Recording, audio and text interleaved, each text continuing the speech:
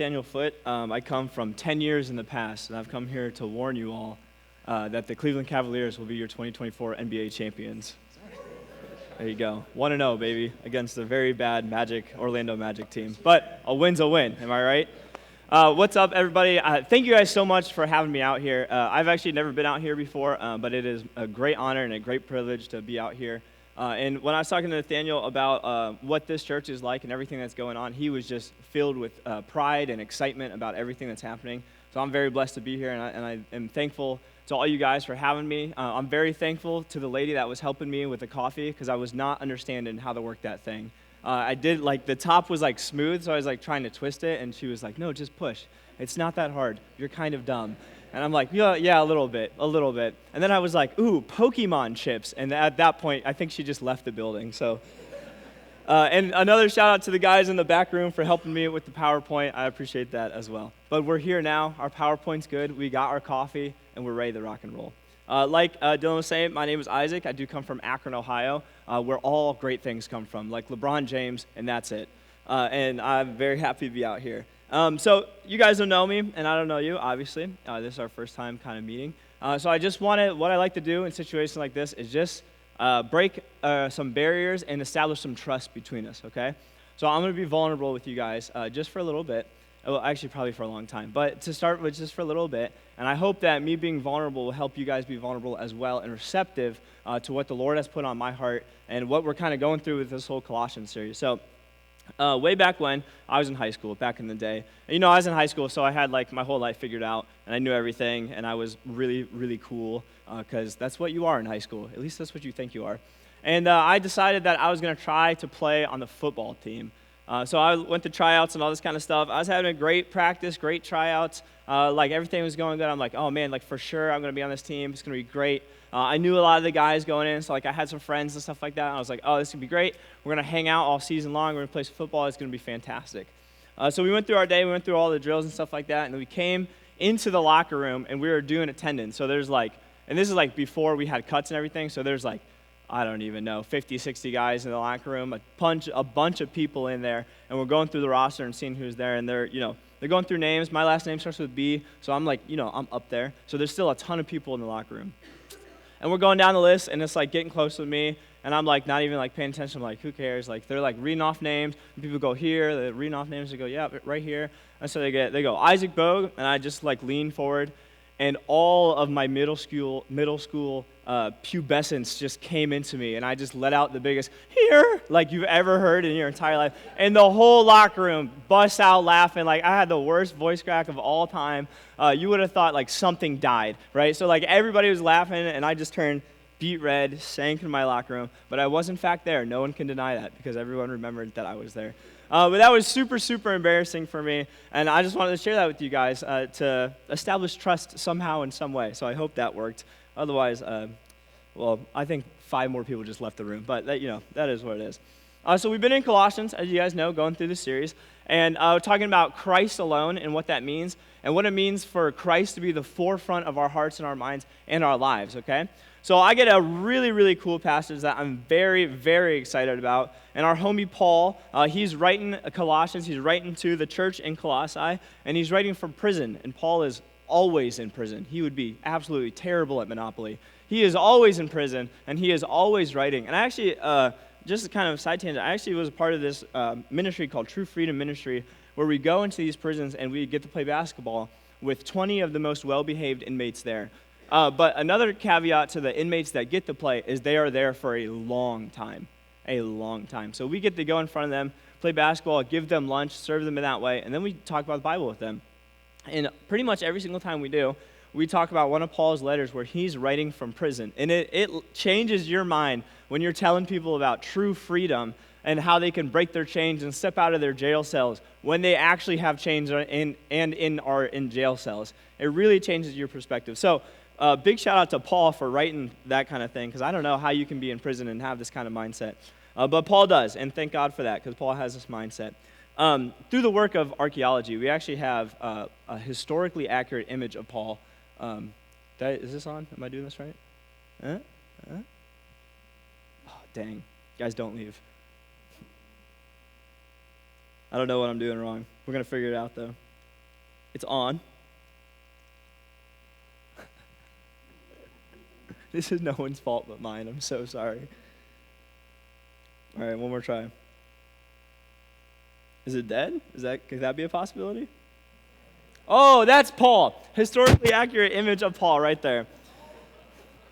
That's him. Paul, he wrote us this awesome letter in Colossians. Is this dead, or did you guys do that from back there?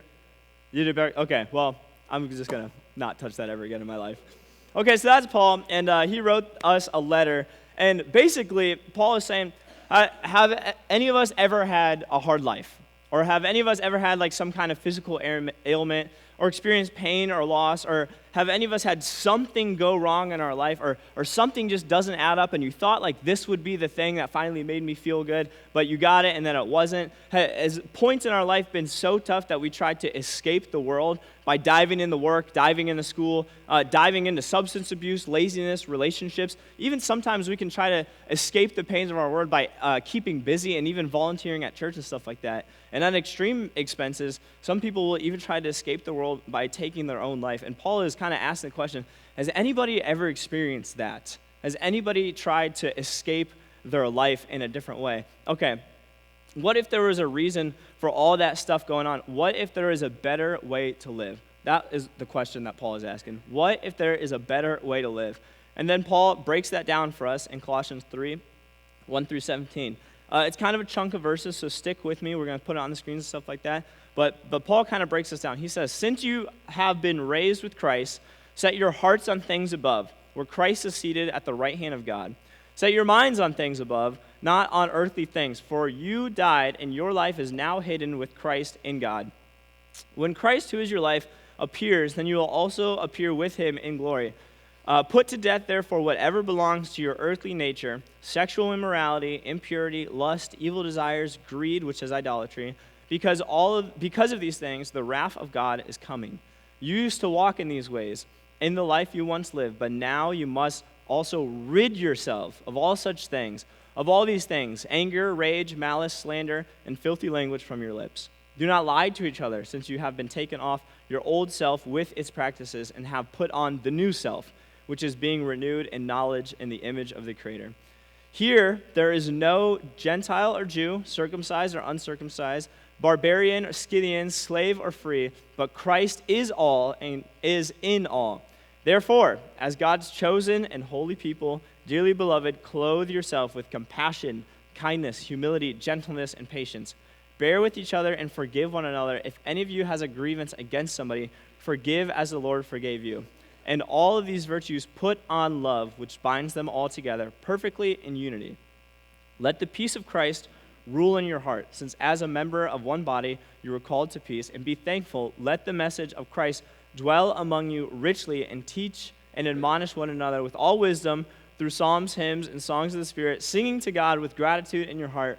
Whatever you do, whether word and deed, do it all in the name of the Lord Jesus, giving thanks to God the Father through him. That was a lot. For sure, that was a lot. But Paul's in prison, right? He's got a lot of time on his hands, so he doesn't mind just like rambling on.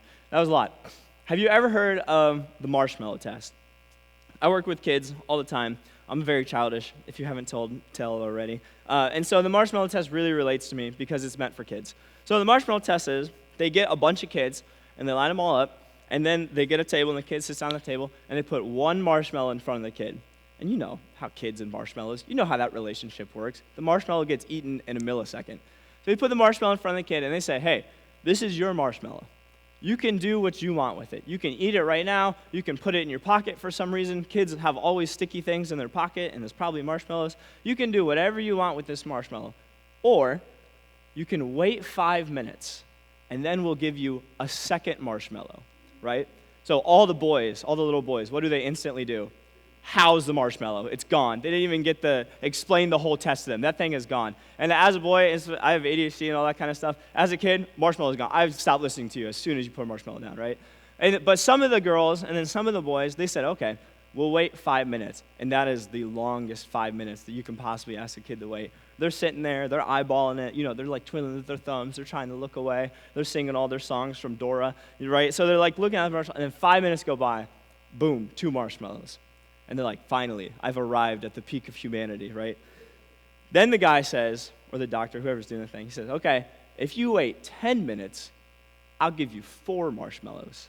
So they did this experiment. This is a real thing, and they just kept adding it up. No kid made it past 10 minutes. So the 2 marshmallows was like plenty for the kid, right? The point is, we have a very hard time putting aside what's in front of us for what can be in front of us. We struggle with that mightily.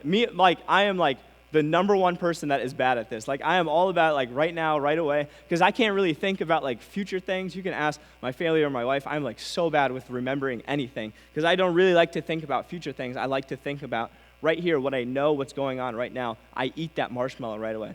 So Paul is saying the things of this world that we desire are killing us in the long shot, and we are not putting aside the marshmallow for the future. Not even future marshmallows, for just a better future in general.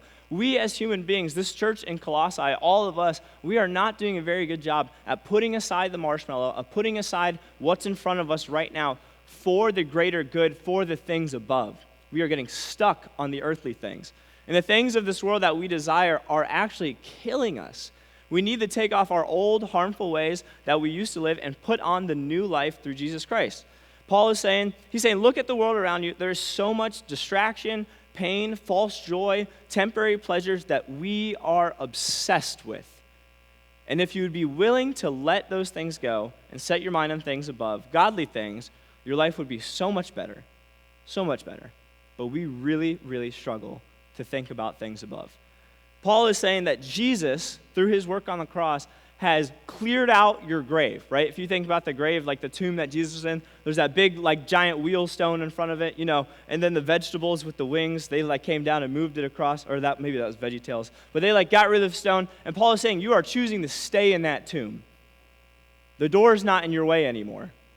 There's nothing keeping you from going outside into the new world, and you are opting to stay in the tomb because you don't want to go out. That's what Paul is saying. It sounds silly, but Paul is really asking us to save our marshmallows for later. Ultimately, Paul is asking us not to eat any marshmallows at all because it's a false joy and a temporary pleasure that will get us all into some health problems, right? But Paul is asking us to save our marshmallow for later because there are things above that are much, much, much, much better. If you go back and you look at that scripture and you read through the list that Paul puts out, he says things of earthly desire, sexual immorality, impurity, lust, evil desires, greed, idolatry, rage, anger, malice, slander, filthy language from your lips, lying. How many of us have ever done one of those things? Come on. I share the voice crack story. You have to. You have to do that, right? All of us have fallen to those things. And Paul is saying that we run back to those things time and time and time again because it's what we know. But then he gives the alternative list of what if you were to put those things aside? You would be filled with compassion, kindness, humility, gentleness, patience, forgiveness, love, unity, peace, thankfulness, and gratitude. Which one of those 2 lists sounds better on paper? The second one, right? Which one do we tend to fall in more? We don't want to answer that one because it's not very good, but probably the first one. Paul is saying, whoa, guys. You are living like dead people. You're living like you're still in the tomb. You are living like Jesus Christ did not raise from the dead, and so that you could be raised from the dead also. You're living like you know all those things, you maybe believe all those things are in your heart, but you are opting to stay in the tomb anyways. And Paul is saying that's not what we should do. Why are we living like we don't know any better? We have been set free by Jesus Christ to live free of sin, free of shame, free of guilt, filled with joy, filled with love, and filled with a satisfactory life. But when our minds get fixed on worldly things, we just crawl back into the tomb because we can't put the marshmallow aside. Because it's right in front of us, it's plump, it's white, it looks right for the taking, and we all know marshmallows are pretty good. Okay, stay with me. Do you want to know how to trap a monkey? Yes? Okay. One person would like to know, but everyone gets to know now, okay. This is how you trap a monkey, right? So you go to a place where monkeys are, not a zoo, because they're already trapped there, but you go to a jungle or something like that, and you find monkeys. And so what you do is you get a big vase, a big cylinder, with a long neck, okay? And you drop the monkey's favorite candy bar in the middle. Does anybody know a monkey's favorite candy bar? No, I don't know either. I didn't know if there was a pun or something there, but I'm sure there is somewhere. You put a candy bar in the middle of the thing, and you leave it out in the jungle, okay? So monkey comes along, he sees the glass vase with the long neck and the candy bar in the middle. He sticks his hand all the way down inside, and he grabs the candy bar. But now, his hand is stuck. He just slimmed his hand just enough to grab it, but now that he's got a fist and he's got something else, he can't get his hand out of the jar. So then you walk over and you pick up the jar, and now you have a monkey for some reason, okay? It's just an analogy. But you see what some of you are like, I have 4 monkeys at home. I'm out of jars. You need help, okay? The monkey is stuck in the jar. And I'm not talking about your kids. Don't say that. Kids are awesome. But now this monkey is stuck in the jar. Why? Because they won't let go of what they have in their hand. They will miss out on all the freedoms of the jungles, all the other bananas around them, everything else that's happening in their life because they refuse to let go of the candy bar that is keeping them stuck in the jar. This is what Paul is saying that we are doing. We are refusing to let go of that thing, and now we're stuck. Okay, we refuse to let go of what is in the jar, so we miss out on what God is doing all around us. This is a pattern of our life all of the time. When we refuse to move out of our sin, consciously or subconsciously, we end up being stuck in that pattern, and we just miss out on what God's doing all around us. Sometimes I think that, when I sin or if I mess up, I'm on this probation period with God, if this makes any sense, right? So, I sin, I did whatever, I fell into one of my old habits, whatever, fill in the blank, whatever your thing is. Okay, now I can't really talk to God because he's kind of upset with me. So, I don't really pray, or I don't really read my Bible, but I'm like, oh my gosh, woe is me. I am dirty rags. I am filthy. I am sinful. I'm like just wallowing around on the ground all the time because I think this is what God wants me to do. I think God wants me to feel really, really sorry and act really, really depressed and, go around being all mopey or whatever because I sinned and I messed up. And if I do that enough, then God will be like, okay, I guess you really mean it. I guess you're really sorry. I guess you really didn't mean to do it. And then after a while, I can come back to God, and I can pray and I can serve and I can do all those things. When I did that, when I acted like that, I missed out on all the things that God was doing. I used to teach this Sunday school class, and if I fell into sin that week, I would call off of that Sunday school class because I thought I was unworthy and woe is me, and I couldn't teach that Sunday school class. Come to find out, one time I sinned, I'd fallen in, and they couldn't find a sub, so I had to show up. So I show up, and I'm like, guys, you won't believe, and they're all like 4 years old, you won't believe what I did. They're like, we want Pop-Tarts. I'm like, me too, buddy. I also want Pop-Tarts, which are very bad for you, by the way. It's not going to stop me from eating them. But so I was like, I was depressed. I had a woe is me attitude going on all the time. That Sunday school class, we went through the story of the Battle of Jericho, and the kids walked in a circle, and then they all fell on the ground, and only one kid needed a Band-Aid. And so we're doing all that, and the kids are learning that kind of stuff. And at the end, I go, anybody have any questions? Kid raised his hand. He goes, so God can help me get through anything. I'm like, you are a very insightful third grader. God can help me get through anything. Correct. And God is stronger than the walls of Jericho. Correct. And God is stronger even when I don't believe or when it looks silly and I'm walking around with trumpets around the wall. Correct. And there is me oh my gosh, this third grader is teaching me a lesson. That's not how God wants us to behave. He doesn't want us acting on some kind of probation period. We have been set free. It's not that we don't feel bad about our sin. It's not that we don't, whatever. But Christ has already paid that penalty. He's already dealt with that. So you just go to God on your knees. You pray to him, Lord, forgive me. He's like, wait, it's already forgiven. We took care of that already. Around 2,000 years ago, we took care of that. Why are you acting like you're still dead, Isaac? Why are you acting like you haven't been forgiven, Isaac? Why are you not being free like you have been set free, Isaac? Because somehow, some way, I think that if I act a certain way or if I'm sad enough, then that gets me extra God forgiveness or something like that. If you've already been forgiven 100%, there is no extra forgiveness. You're already 100%. Okay. Whoa, Isaac. I don't set my mind on earthly things. I go to church. I never watched Harry Potter. I only listen to the fish. And if you don't know what the fish is, you are a normal human being. I read my Bible. I even post sunrise pictures on Facebook with the caption, God the artist at work. Okay, all right. Fair enough. So you're a follower of Jesus Christ, right? You think maybe this isn't, I don't really struggle with this kind of thing. Okay. I just think, and I'm a church person, so hear my heart.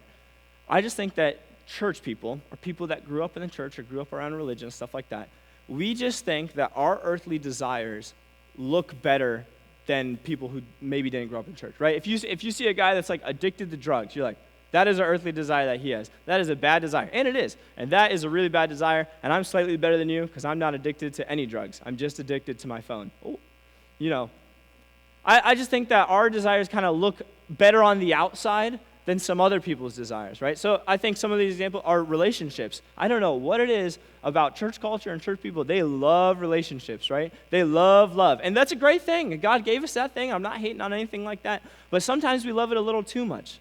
We love the idea of being in a relationship. Why are we completely controlled by the urges of our flesh in this way? Why do I need to be satisfied and complete by having a relationship? Am I not already completely satisfied and completely free and completely complete with Christ alone? I think Paul spends like 8 chapters talking about exactly that. But no. I need to be in a relationship. Why do I cave to the cravings of my flesh right away? Why do I let this battle with things on my phone keep going on? Why have I not snuffed that out? Did Paul not say cut off your arm if it causes you to sin?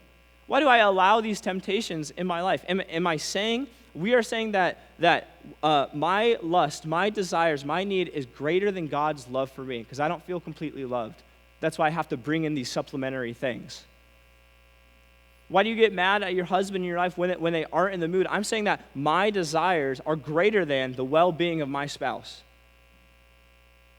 Oh my gosh, I need to be in a relationship. I have to. You don't understand. Isaac, you don't understand. I need to be in a relationship. I need to be with her. She is the most perfect of all people because, I don't even know, fill in your blank. I need to be with him. He is the most perfect of all people because, I don't know, fill in your blank, whatever that thing is. I need to be in a relationship. Why?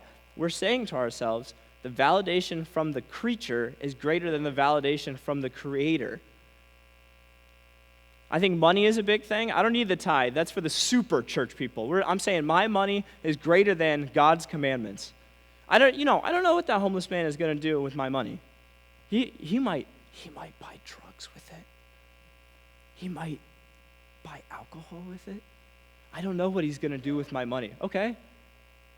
That's not up to you. That's not the part of your bargain. Your part is compassion. Your part is listening to God's commandments about taking care of the homeless people. That's your job. What he spends the money on, that's between him and God. That's not between you and him.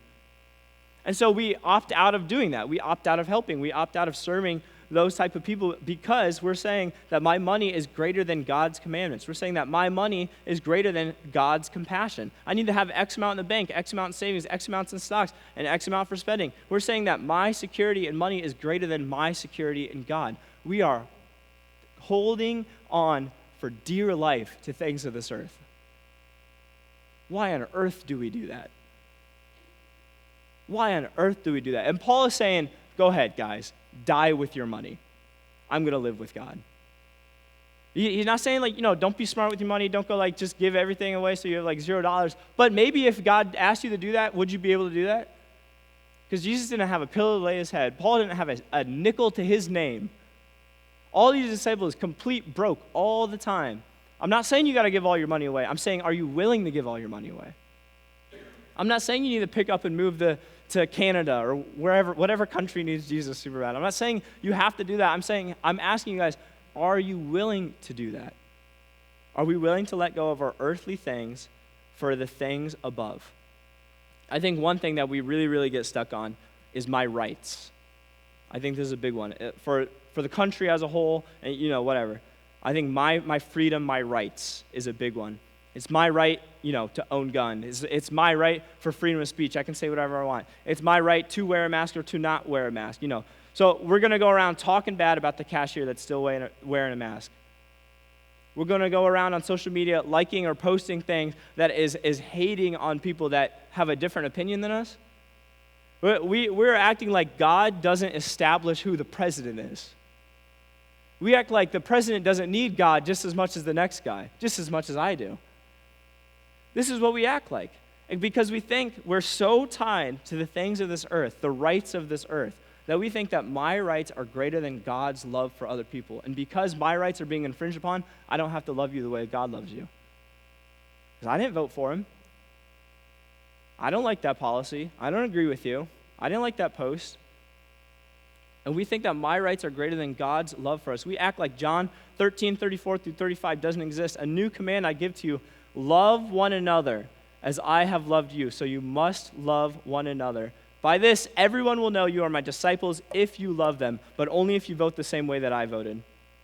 Oh, actually, that last line's not in there. That last line's not in there. If we get so caught up on my rights and my money and my relationships and the things of this earth that God gave us to enjoy but aren't God, we get so caught up on those. We get so locked in to the candy bar and the vase that we are stuck in the jungle with a vase around our arm, just waiting for someone to pick us up and move us away. We get so caught up in the marshmallow in front of us, we don't even think for a second there's a possibility of 2 marshmallows. We get so caught up on the things of this earth that not only do we lose out on the opportunities that God has from above for us, we're not even thinking about things from above. We're so caught up on the things of this earth. And that's exactly what the devil would like. He would love to distract you. He would love to put something in front of you and say, this is your God now. This money is your God now. Your rights is your God now. Your addiction is your God now. You will serve this thing no matter what happens to your life. And you will think that you're not strong enough, and you're not free enough, and you're not brave enough to overcome that thing. That's what the devil would like you to think. And Jesus Christ kicks down the door and he says, that is so wrong.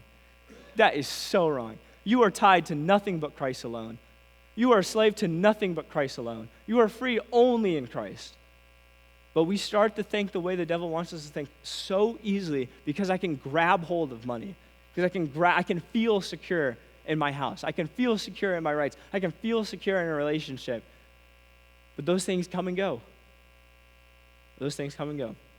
And we have confused good things for God things. We have confused good things for God things. God gives us things in our life, blessings all the time. I cannot stress this enough. I am not saying you need to end every relationship you know. I'm not saying you need to burn all your money or give it to the guest speaker. You could do that, if you wanted to. I'm not saying any of those things, right? But I am saying when those things get number one priority, when those things are on the top shelf, those good things have become God things. And those God things get in the way of God. I am saying that. So whether you're a believer of Jesus or you're figuring out or you've been following God for a long time, Paul is saying to you, the gate of your cell has been kicked open and you are still sitting in the middle of it. The tombstone has been rolled away and you are opting to stay inside the tomb. You have been raised to life, but you're pretending that you are dead. Paul is begging us to let go of what is in the jar and be free. Because when we let go of the candy bar that's going to be gone in 30 seconds, you turn around and you realize there is a jungle full of bananas, there is a jungle full of whatever. You can actually be free. But Paul is begging us to let go of what is in the jar and be free. This is great coffee, by the way, whoever made this. Shout out to you.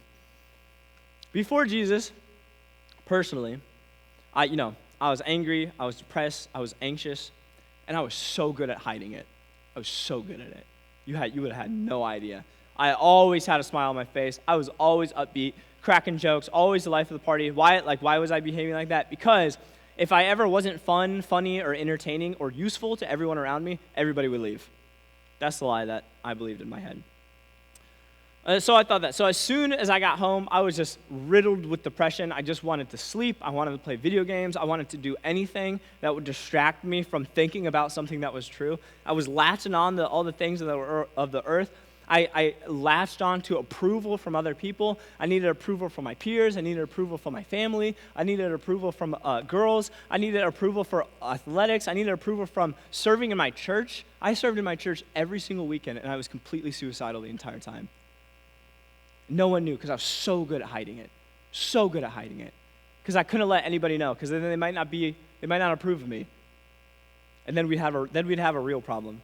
I just needed to be needed, and you would never, ever, ever, ever know.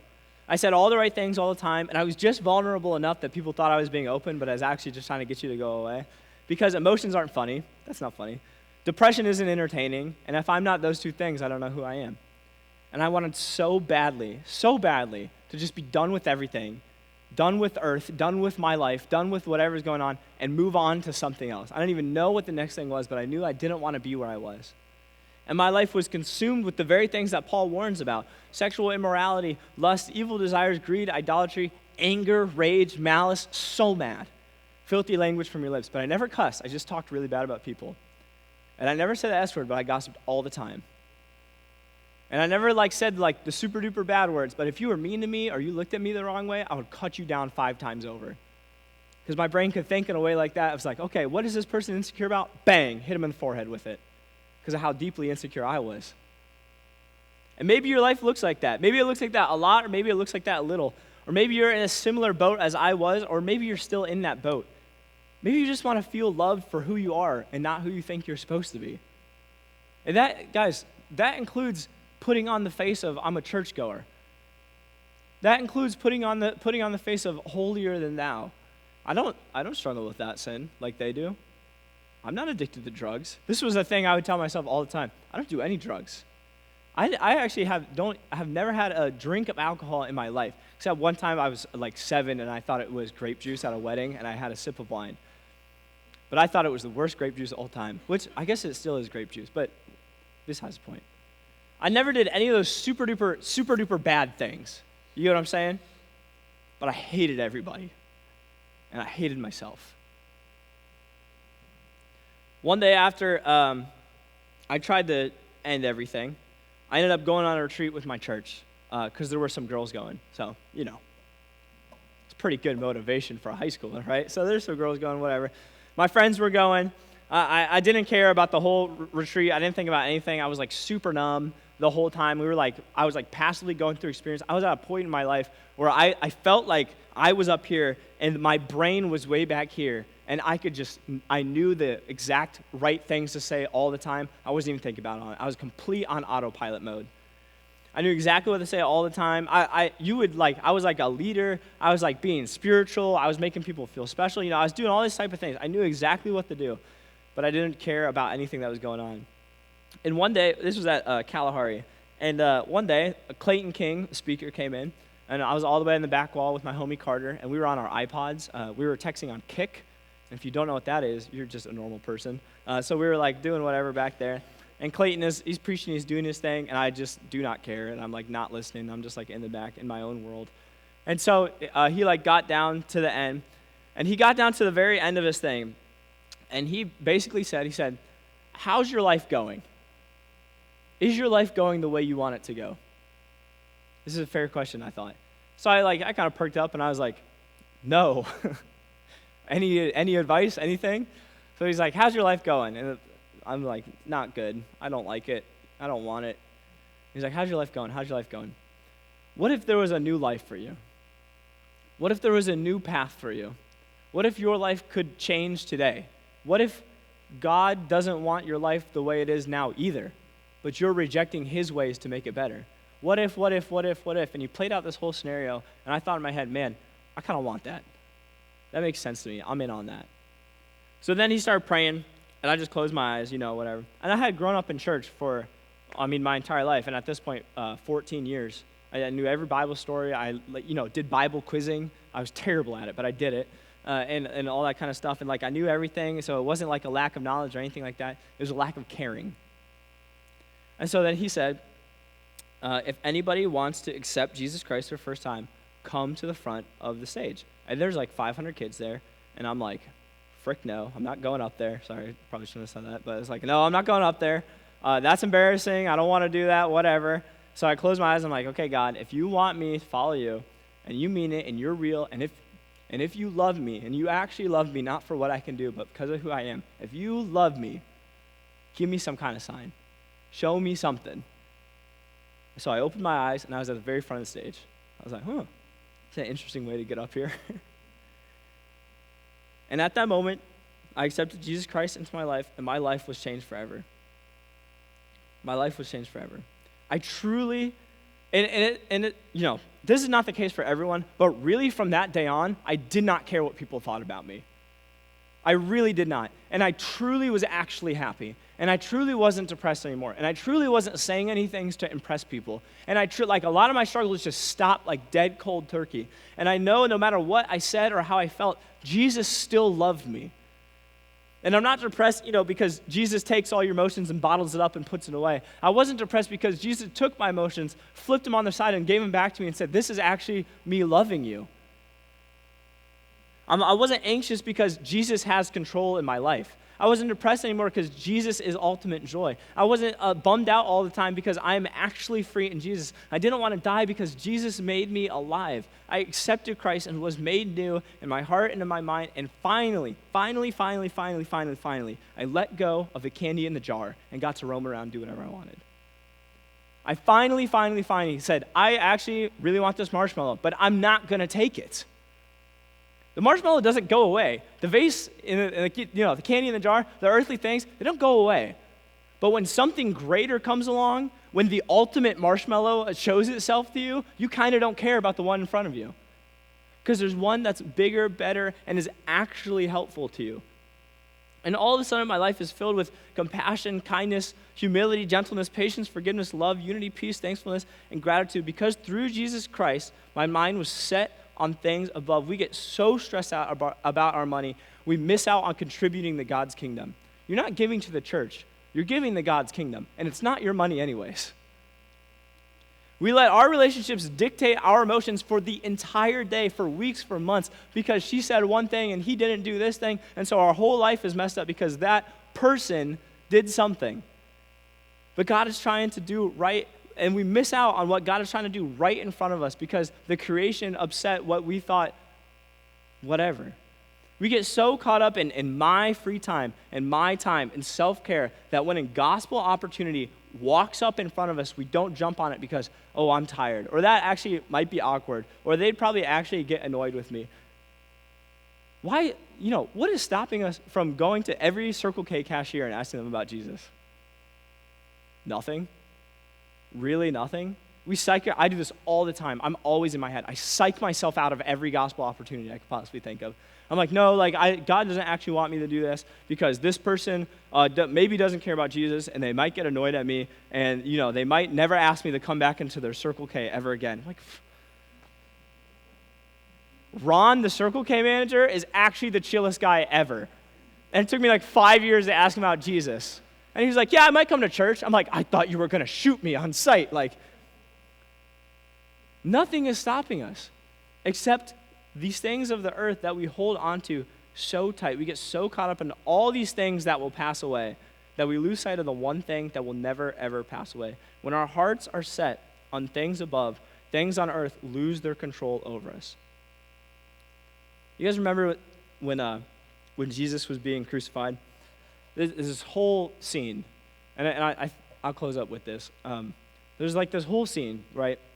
And Jesus is tried very unjustly. He lost all his rights. Jesus lost all his money, not that he had any to begin with. He had no possessions. He lost all his relationships. He lost everything that on earth we would say is valuable to him. He had absolutely nothing. At one point, he had not even the clothes on his back. He had lost everything that we would look around and say, that is a valuable thing. Jesus had none of those things. He's put on trial for some nonsense. And everybody kind of knew it was nonsense, but they were brushing him along, trying to get him through the jury. They did the trial at night, everything was illegal. They got him and they're like, what do you have to say for yourself? He was like, nothing. I got nothing to say for myself. Because he didn't do anything wrong. There was nothing to defend. And so he's going through all this, and then they're like, all right, we find you guilty of capital punishment, and we're going to kill you. He's like, okay. And they put him in front of, Pilate, that guy, and they're like, Pilate, show everybody how guilty this guy is. And Pilate's like, he kind of didn't do anything. Well, I'll put a murderer up next to him, Barabbas. I'll put a known murderer up next to him, and we'll let the people choose one of these people. And one person did absolutely nothing wrong, and there's no evidence of anything wrong they did, and one person actually killed a bunch of people. Surely they're going to pick this one. And he's like, which one of these guys do you guys want to set free? And the crowd is like, Barabbas. And everyone's like, oh. Pilate did not see that one coming. He just had no money. He had no relationships. He lost all his free time. He lost everything that he ever convinced me, everything he ever valued. What if Jesus had stopped in the middle of all that and said, I don't want to lose my friends. I'm going to put this cross down. What if Jesus had stopped in the middle of all that and said, I could actually make a lot of money doing something else, and put his cross down and walked away? What if Jesus had stopped in the middle of all that and said, I actually don't want to be whipped in the back 39 times. I actually don't want that to happen to me. And he put his cross down and he walked away. What if Jesus said, I don't want to be nailed to this piece of wood that I created in the first place? And he put his cross down and he walked away. What if he said, I want the relationships, I want the money, I want the free time, I want the girl, I want the guy, I want my desires, I want the marshmallow, I want the candy bar. And he put his cross down and he walked away. He would be the only person in the history of the world that actually had the right to do that because he actually didn't do anything wrong. He actually didn't do anything wrong. What if Jesus did that? Glory to God, he didn't. He did not do that. You want to know how to live for the things above and forget the things on earth? You start with the end in mind. There's this verse talking about Jesus going through this whole crucifixion, and it says, for the joy set before him, he endured the cross. For the joy set before Jesus, he endured the cross. Jesus had your face in mind when he went to the cross. Jesus had my face in mind. Jesus had the guy that you think is doing everything wrong in his life, his face in mind. Jesus had the dude that you beef with on social media nonstop. He had his face in mind. Jesus had the guy that you think should have never been elected. He had the guy that you think is the biggest idiot. He had the girl that you think gossips all the time. He had the person you are most annoyed with, the person that you hate the most. Consciously or subconsciously, that person's face in mind. And he endured all the cross for them and for you. And if he can do that, then I think that we can put aside our earthly things and think on things above. Because that's how Jesus got through it. He wasn't thinking about the pain that he was in. He wasn't thinking about the relationships that he was losing because all his friends betrayed him and got him killed. I've never been killed by my friends. All his friends betrayed him. Every relationship he had was severed. The one relationship with God that he thought he could count on forever was cut off for the first time in humanity.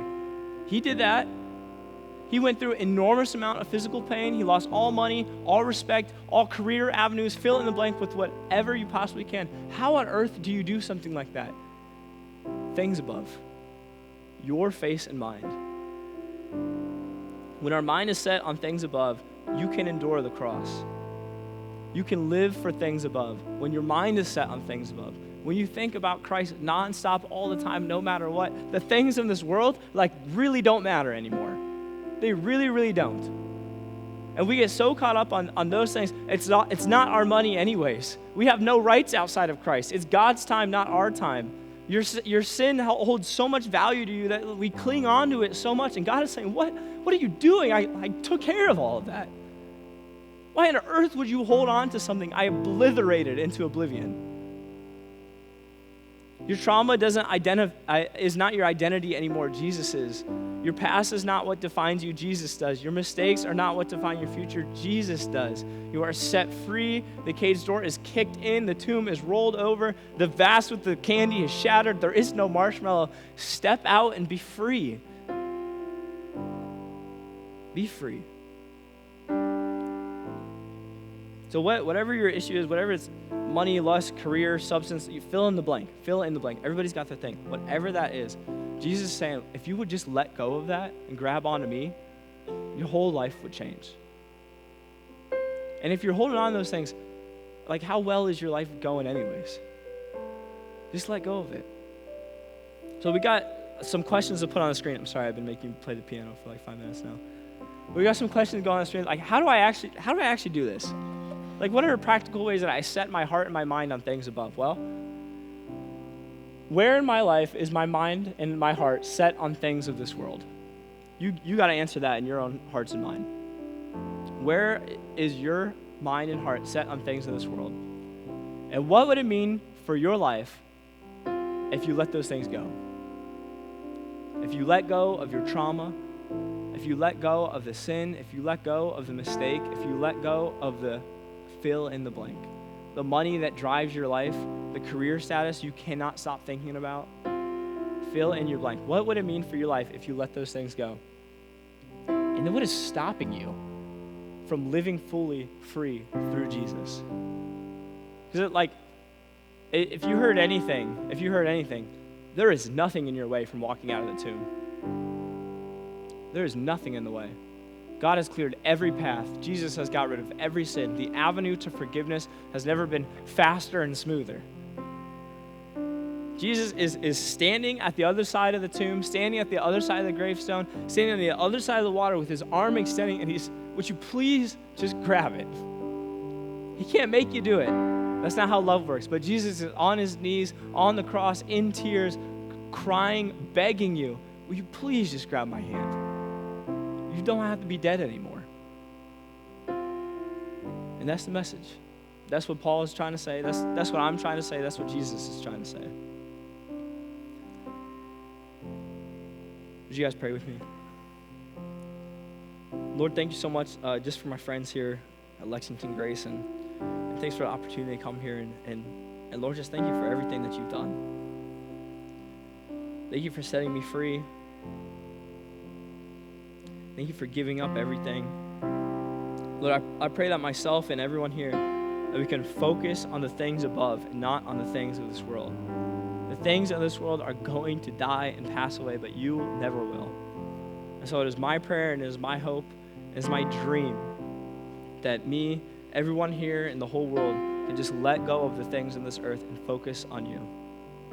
Lord, give us the strength and the boldness to do that. And if there's someone in this room who just feels like I've been talking to them the whole time and their heart is just beating out of their chest, Lord, I pray that that person would talk to me, talk to Dylan, talk to Chase, talk to somebody, Lord, because that's you pulling on their heart.